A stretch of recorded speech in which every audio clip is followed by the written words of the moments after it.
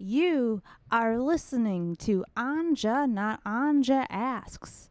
I am your host of the same name, and today I am interviewing visual artist Hapto, aka Sarah Davitt, if you want like a, whatever name.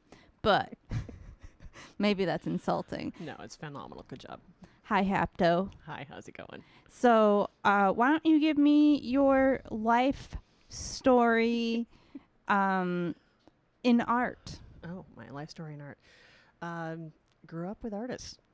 They had communal art parties, and we had communal art centers, and we were constantly making printmaking and photography and sculpture and just building stuff. And later ran off to art school, eventually landed at MIAD, graduated, and then found out I was allergic to most of my discipline, which was kind of a bummer, and had to sort of pivot my life for nonprofits and still started to keep myself creative. Wandered into quilting and fabric arts and also building environments that created a sense of place or a sense of energy, and I'm just keeping on doing that. Now co-founder of the Steel Tiger Lilies, which is a women's-led sculpture collective at the Milwaukee Makerspace. And yeah, we're having a good time building stuff together. So. All right. And can you tell me a little more about these artists who you were surrounded by in childhood? Like, who were they and how did they find you? Well, a lot of it, my mom is involved heavily in the Wisconsin painters and sculptors and the visual arts of like the whole world here. So there was a lot of people who came and wanted to work in her workshop. I remember pulling master prints for Don Ed Hardy at some point. People who I didn't realize were important because I was too young to understand their importance were coming through that studio. So lots of influence and lots of driven curiosity, and just making things. And it wasn't like, oh, kids, go play outside and play. It's like, here's some pencils, go make some art. So it was a lot of that. Yeah. And then you said that later, after you decided to officially major in it and you got released into the world as a young Hapto, you discovered you had a very extreme allergy to the scene. Can you explain a little more about that? What is the allergy? What are you specifically reactive to, and what should I not present to you? No, it's mostly that it was a lot of the solvents I was using. A lot of oil paints and a lot of the turpentines and things like that were sort of affecting my ability to breathe. So, and then also art is hard and expensive. And if your physical health is being impacted by that, you're going to kind of diminish its importance in your world. Because I loved oil painting. I loved sort of all the toxicity of it, because the toxic nature of the paint was actually, those colors had been chosen a long time ago because they were really beautiful, and they weren't, like hue colors. There are colors that get chalky after, you add a little white to them, and they don't survive. So, and then it's also just sometimes art's a journey, and I've been around for almost 50 years. So I've got, sometimes things just keep moving. Mm-hmm. So. Yeah, and so what did you leave art for? I went to the School for International Training to get a master's in international nonprofits and service leadership and management. Is that interesting? It is. It is really interesting. I fell in love with some of the ideas around power theory and organizational development, because there was also a point in some of this art world that I also really identified and enjoyed, the idea of making art and allowing others and facilitating others to make art.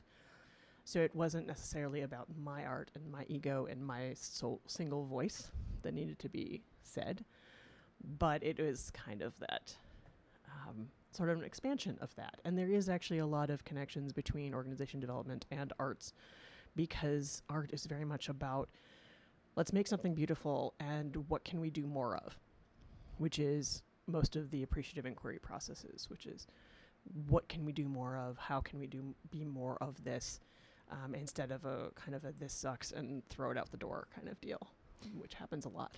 Yeah, speaking of which, can you tell me about, you've been on the planet for almost half a century, and you've been making art probably most of that time. Can you tell me about a single project that went wrong and what happened and what did you learn from it? A single project? No, they all went wrong. They all went wrong. They all went wrong at some point.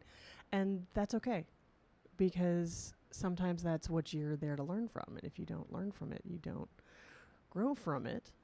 And you can just keep sort of recycling the same sort of semi-positive, happy idea, and that's fine. You can do that if that's what you want. But I've come from a very sort of a self-inquiry point. And so it's really lovely to think about what went wrong and how I could learn from it. So even just how to try and be less rigid about things, and see the positive and the negatives and things. So like where safety and danger and how those ideas interact. Mm-hmm. You haven't lost any fingers. I have not. Although my dad had a bandsaw, and I would sit down in my little Catholic schoolgirl uniform as a child, and I would look at the guy who had lost 2 fingers. Oh, that's a lesson right there. And I would just stare at it with the greatest sense of fascination and curiosity. And then I would go cut something out. But it was, Yeah. Yeah. Well, it's like the young girl who, I don't know why I was watching the news, but I was watching the news and they had some feature on a girl whose hand got bit almost entirely off by a shark, and they interviewed her and she said that she couldn't wait to go swimming in the ocean again. Good job, girl. Yeah. Get it. Go swimming. Yeah. You know? Yeah. So yeah, you're an activist, but you're also an artist. Do you ever make art that isn't activism or activism that isn't art? So, art that isn't activism. Art itself is a language. It is a way of communicating an idea, and those ideas don't always, for me, are not as overt. Like there are some people out there, some really great collectives out there who are doing amazing things for strong political interests or shout out Beehive Collective. Sure, exactly. So they're doing that overt work. My stuff is usually a little more about individual conversation. Is about talking and changing the people on an individual level. I don't do this thing where I need to say whatever it is that I feel is right or wrong with the world and tell people that way. I want to tell a story about what we're building together. So in a sense, it's all activism, but at the same time, it's not in that traditional sense. I believe mostly in very individual conversations and sort of quiet things. I think one of the professors at MIAD had said something that art needs to be big enough so that everyone can see it, or small enough that everyone can feel it. And so I kind of stay in the second side of that. While sometimes making big things. Yeah. So how do you keep small enough to feel it in mind in a project that you're working on currently? So right now, the project that I'm working on now is granted an honoraria for Burning Man. It is a 5-foot orb carved out of a luminous acrylic mirror, so it's very reflective. It'll reflect the environment, and it's going to be on a base, and then is covered entirely in creatures that could hurt you. So it's the idea of, so it's about creating that tiny moment of you approaching something that is shining and glittering and sparkling and what is this? And then realizing that it's covered in cockroaches and medieval demons and monsters and the lemur that could really mess you up. And sometimes those monsters are very overtly angry, and sometimes those monsters are just also another layer of is this a good idea? Mm-hmm. So bringing that sense of feeling of like, oh, this is something else. Mm-hmm. Maybe I need to check my approach. Yeah. Yeah. Are you going to be providing any like safety gear for viewers? None of the monsters will eat you, I promise. Oh, okay. Okay. Yeah.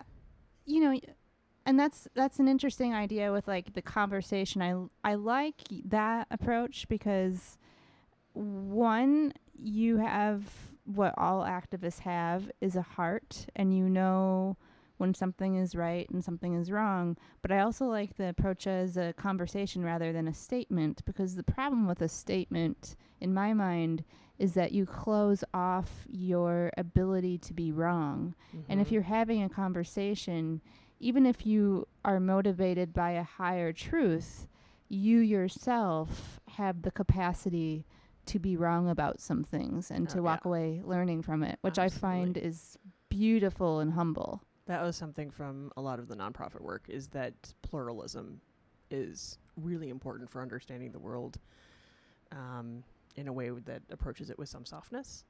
Even if, you're not ready, and sometimes you can pause and take a minute. But a lot of those things, people were doing a lot of things that felt good and they meant well, and they ended up in bad places, or at the most minimal, like just ineffective.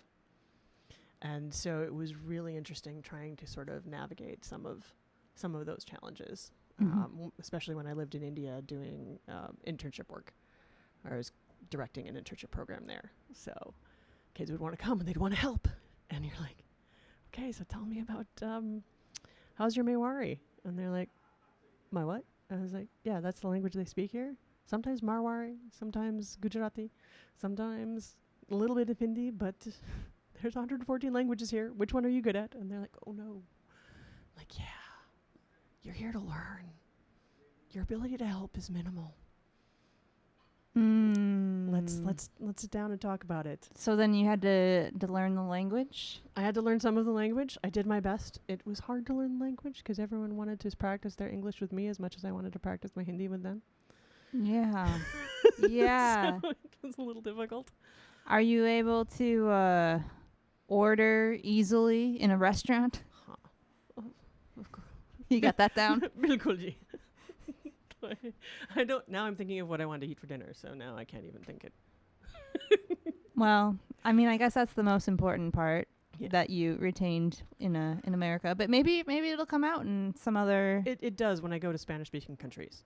The Hindi just kind of like comes out because in your brain the shelf of languages is up there, and you're just reaching for a jar of language that isn't English, and you're like, well, this is the Hindi, and they're like, yeah, that's not helpful at all. Yeah, no, that's how I feel about any other language other than French. If it's a foreign language, I'm just going to try and French it. Exactly. Oui, oui. So, what is an assignment that you would like to give listeners that is an art assignment that can also affect positive change? That is something I thought of as an assignment for you because people are feeling a little hopeless and stuck right now, and art is both therapeutic, but sometimes people can really feel like, well, if I make art, that's selfish. But like, what's your assignment? Well, first off, everything that is about what you need to say and how your brain processes things is the most important thing when you're hopeless. So having the sense of being able to create, being able to be, being able to make what you need to make, because if you're a broken healer, you can't fix a dang thing. So yeah, keep making it. That's the first step. Keep making the art. But the assignment is that sort of honoring that pluralism and letting things go. So my assignment for all of the listeners and the people who care to do this is to make a thing, make a drawing, make a painting, make a sculpture, make it out of simple and easy materials that are accessible to people, and then find somebody else, ideally someone you know more tangentially, and ask them to add to it. And do not give them any more instructions or encouragement or direction, and just let them add to it and let yourself feel what it is to watch things change. Oh, that's a great. I love that. So That can be hard. It can be extraordinarily hard, and it was very like we did this actually at the makerspace where someone asked us to do a mural on their cubicle, and we said, okay, here's some paint. Start painting, and you'll have to keep moving along with the paint because you do want to let it dry. And sometimes someone's going to come and paint over that thing you loved. Mm-hmm. And you're going to have to accept it. They're going to kill your darlings for you. I know. And that darling might not have been as good as what they did. It might also be much worse. Right. But it doesn't matter because it's about creating that feeling and sitting with that feeling and understanding what it is to sort of let go of that process and let others take the lead in the direction that they need to do. And then additionally, you become connected to somebody through a positive engagement who you knew less and who knows less about you. And now you may know more about each other. Yeah. Does the assignment end with them altering it, or are you allowed to reclaim? I'm not going to tell people what to do. So I think that if you choose to reclaim it, that is yours. You can also just keep passing it around. Yes. We did another event where we took a bunch of thrift store paintings and put a strip of paint over something that we thought was beautiful, and then gave people a prompt in front of that painting, and then they moved to the next painting and they got a new prompt, and they went to a next painting and they got a new prompt, and they just kept going until it became chaos. And when you thought that it was done, you had to get 3 other people to agree with you. Wow.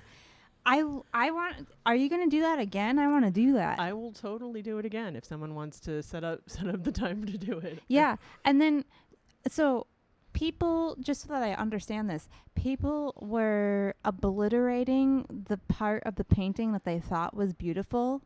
It was covered, so it was just like a strip of tape over. Oh, so it would be retained. It would be retained, and you could just, you made a very executive decision in that moment. Said, this is the part of the painting I like the best. And then all of this chaos sort of moved around, and people interpreted the prompts differently. So one of the prompts was sparkles, and someone ran and grabbed some glitter and threw it at the canvas, and someone also just wrote sparkle. And so there was lots of different interpretations of what those paintings were going to be, and it became kind of a weird thrift store mural that's hanging in our meeting room. Sign me up. It was a terrible amount of fun. Yeah. Okay. Can I bring the elephant in the room to the table? Sure. I know you are just dying to talk about your most high profile commission. I mean, maybe it's not a contract. Yeah. Is it true? Yeah, it was a contract. Okay. So this is Hapto's most high profile commission that many of us here in the city of Milwaukee have heard of. Hapto designed the art car. And now we will hold a space of time so that our listeners can have whatever visceral reaction they may be feeling. Yeah, and I welcome all those reactions. Yes. Because that's the point. Like the car itself was very much designed to have conversations. It was designed to be a picture of a city, and they were all carved. Every house that's on there is actually a real house in Milwaukee. I have a whole map of all the addresses. So, and has the art car visited each of those houses? It really should. But right now they're spending a lot of time doing actual outreach in the place. And my hope was that they would do more sort of, I don't know, get gas at 2 a.m. and just have conversations with people. Yeah. For our listeners who are like, I have no idea what they're talking about, and I've already changed the channel, can you explain what the art car is and and How it what? came to be? Yeah, all of that, the residency, all of that. Okay, so DCD and the DPW. What is that? Department of City Development and the Department of Public Works, Thank you. along with the Arts Board, got together and decided to put together an arts program that allowed a resident artist to embed themselves in the city and find ways to address safer driving. So it was one of those things where there was a whole process. You had to write a proposal, and my proposal was based very much on the idea of conversation. And what that conversation would look like, I didn't know, because I didn't know enough about the driving problem here in the city enough to say, oh, this is clearly the solution, and this is my artistic nature. So I kind of had to present something that was had a little less of my personal vision in it, until I understood some of the issues, the canceling of driver's ed, and now like the gap of bringing it back, driver's license issues, learning and growing, bicycle issues, even talking to the drift racing community and learning about their mental health struggles, that they have twice the suicide rate in their community. And when you take that sort of empathy for those people who are living under their cars and apply it to like the Kia Boys, what happens? Can you excuse my utter ignorance, but what is the drift? Oh, drift racing community. They like to drive sideways for fun. Oh, okay. Like Thank you. they go around corners and they kind of let some of their car lose its control in a very controlled way. And this is a community? Like they have like meetings and like banquets and... You know, they have events.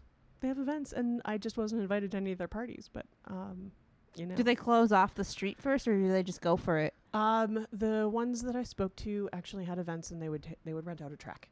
Oh, okay. Well, then that's okay. Yeah. And there was actually a lot of sort of tension between that community and street racing, because it actually makes it harder for them to rent a track, if that's the vision of who they are, is this sort of hooligan kind of idea.